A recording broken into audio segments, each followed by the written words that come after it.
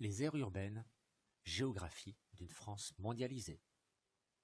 Depuis plus d'un siècle, la population urbaine ne cesse d'augmenter en France. Aujourd'hui, elle concerne 90% de la population pour 55 millions de Français. Parmi eux, 35% vivent dans les 10 premières aires urbaines de France.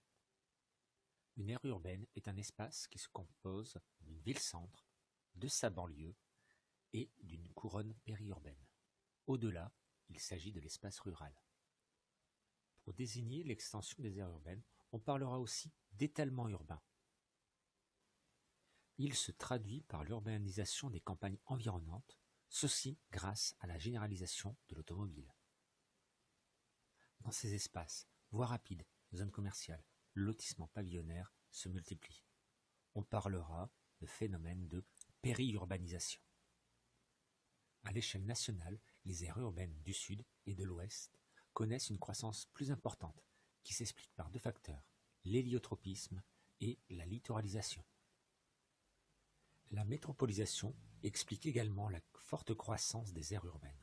En effet, elles exercent une forte attractivité, car elles concentrent des lieux de pouvoir administratif, politique, avec les mairies, les conseils régionaux, mais aussi des activités économiques et culturelles, sièges d'entreprises, hôpitaux, et ainsi de suite. La conjonction de la concentration des emplois dans les aires urbaines et de la périurbanisation entraîne une hausse des mobilités quotidiennes.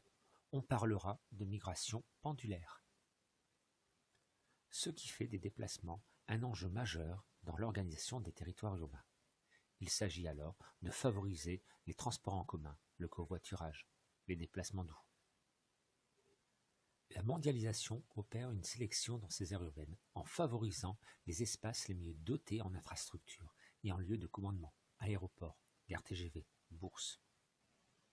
En France, seul Paris peut prétendre au rang de métropole mondiale.